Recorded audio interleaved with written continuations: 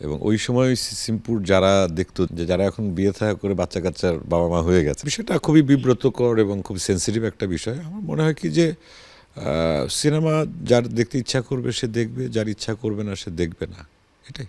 বনলতা এক্সপ্রেসে কাজের অভিজ্ঞতা তো দুর্দান্ত।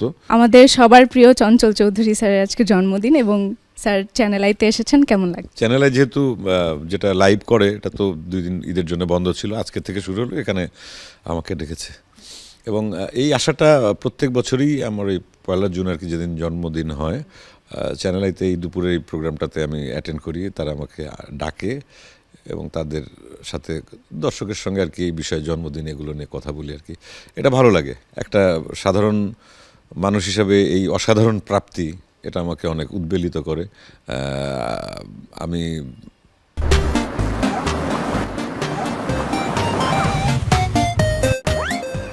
চঞ্চল চৌধুরীর জন্মদিনটা কেমন কাটলো? জন্মদিন বলতে আমার বাসাতেই 2 দিন ধরে প্রচুর ভালোবাসার মানুষ।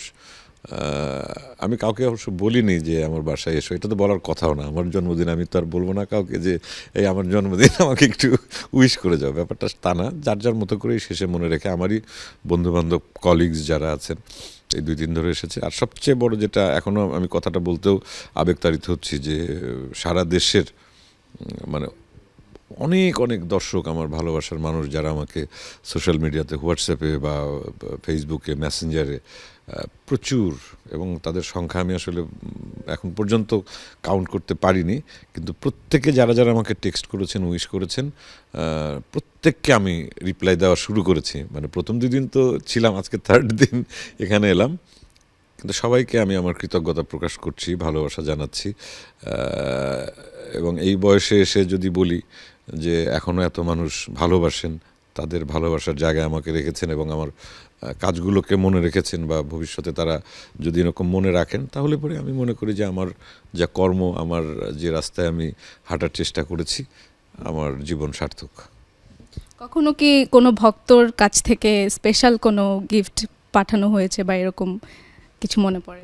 স্পেশাল গিফট বলতে সবসময় অনেকে, বিশেষ করে অনেকে ছবি এঁকে পাঠায়, আমার বিভিন্ন চরিত্রের ছবি এঁকে পাঠায়, এগুলোই স্পেশাল গিফট। যেমন একজন আর্টিস্ট আছে, ও চারুকলায় পড়ে, ইউডা চারুকলাতে, তমাল নামর।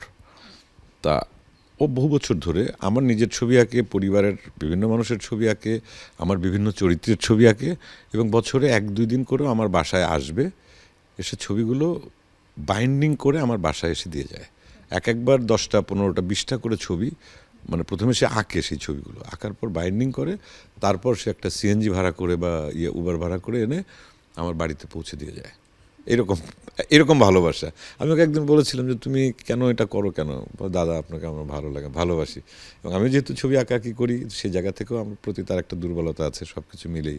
তো এরকম অধিকাংশ, শুধুমাত্র তমালের কথাই বলছি না, এরকম আরও দর্শক যারা আছেন বা আমাকে ভালোবাসেন, এক একজনের ভালোবাসার নমুনা এক এক রকম। বনলতা এক্সপ্রেসে কাজের অভিজ্ঞতা তো দুর্দান্ত। প্রথম কথা হচ্ছে যে আমরা যারা অভিনয় করেছি, আমরা বহু বছরের আমাদের একজনের সঙ্গে আরেকজনের ব্যক্তিগত সম্পর্ক, এবং সেই সঙ্গে মানে পেশাগত সম্পর্ক, সেটা মোশাররফ বলি অথবা বাঁধন বলি, মম বলি, শ্যামল মাওলা বলি, শরীফুল রাজ, যারা যারা ছিল, সাবিলা নূর, নাজনীন আপা, দিনার ভাই, মানে যাদের নামে আমি বলবো, সবার কথা আমি বলছি। তা এদের সঙ্গে আমরা বহুত আগে একসঙ্গে কাজ করা, এরকম একটা টিম তানিম নূর বানিয়ে দিয়েছে। হুমায়ুন স্যারের স্ক্রিপ্ট, মানে হুমায়ুন স্যারের গল্প থেকে, উপন্যাস থেকে, মানে এই সিনেমাটা, সব কিছু মিলিয়েই অন্যরকম ভালো ভালো লাগা, এবং অসম্ভব ভালো একটা টিম ওয়ার্ক হয়েছে, এটাই আমি বলবো। এবং সেই কাজটি দর্শক পছন্দ করেছে, শুধুমাত্র বাংলাদেশের সিনেমা হলে না, নর্থ আমেরিকা থেকে শুরু করে, মানে সারা পৃথিবীতে যেখানে যত বাঙালি কমিউনিটি আছে। এবং সর্বশেষ আমি এটা একটি প্ল্যাটফর্মে, ওটিটি প্ল্যাটফর্মে, হইচইতে রিলিজ হয়েছে। পশ্চিমবাংলার প্রচুর দর্শক যারা আমাদের কাজ দেখে যোগাযোগ করেন, তাদেরও অনেক ভালো লাগা, তারা উচ্ছ্বাস প্রকাশ করছেন। সব কিছু মিলিয়ে আমি মনে করি যে এটা আসলে বাংলা সিনেমার জন্য খুব পজিটিভ একটা বিষয়। তো আমরা কিন্তু বাঁধন আপুর সাথে আপনাকে অনেকদিন পর জুটি বাঁধতে দেখেছি, কেমন লাগলো বাঁধন? বাঁধনের সঙ্গে অনেক আগে থেকে কাজ করা আছে, আমার একসময় নাটকে কাজ করতাম, সিরিয়ালে কাজ করেছি অনেক, আবার এই কাজটা করলাম অনেক বছর পর। মম, বাঁধন এরা সবাই খুব ভালো অভিনেত্রী এবং ওরা একই ব্যাচে এসেছিল, মম, বাঁধন, বিন্দু, চ্যানেল আই লাক সুপারস্টার হয়েছিল ওরা। তা সেই যে বছর ওদের সেই তখন থেকেই একসঙ্গে আমাদের কাজ।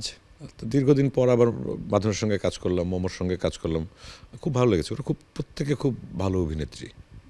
রিসেন্টলি আমরা একটা ঘটনা দেখলাম, ব্রাহ্মণবাড়িয়ায় বনলতা এক্সপ্রেস প্রদর্শনী বন্ধ করে দেওয়া হয়েছিল, এই ব্যাপারে আপনি কি? বিষয়টা খুবই বিব্রতকর এবং খুব সেন্সিটিভ একটা বিষয়। আমার মনে হয় কি যে সিনেমা যার দেখতে ইচ্ছা করবে সে দেখবে, যার ইচ্ছা করবে না সে দেখবে না, এটাই। ওকে, সবার কাছে চঞ্চল চৌধুরী হলেও কিন্তু আমার কাছে সিসিমপুরের সেই মুকুল ময়রা আপনি। সো আমরা সেই ক্যারেক্টারটা স্মৃতিচারণে যেতে চাই, যে সিসিমপুরে যেভাবে মুকুল ময়রার জন্মদিন করা হতো। এখন আমার ওই মুকুল চরিত্রের যারা ভক্ত আর কি, মুকুল দেখতো যারা, তারা তো এখন অনেক বড় হয়ে গেছে। মানে তোমার কথা যদি বলি, এটা সিসিমপুরে আমি কাজ করেছিলাম যে তখন টেলিভিশনে মোটামুটি কাজ শুরু করেছি, মোটামুটি পরিচিতি সব কিছু মিলিয়েই মনপুরা সিনেমাও করে ফেলেছি তখন।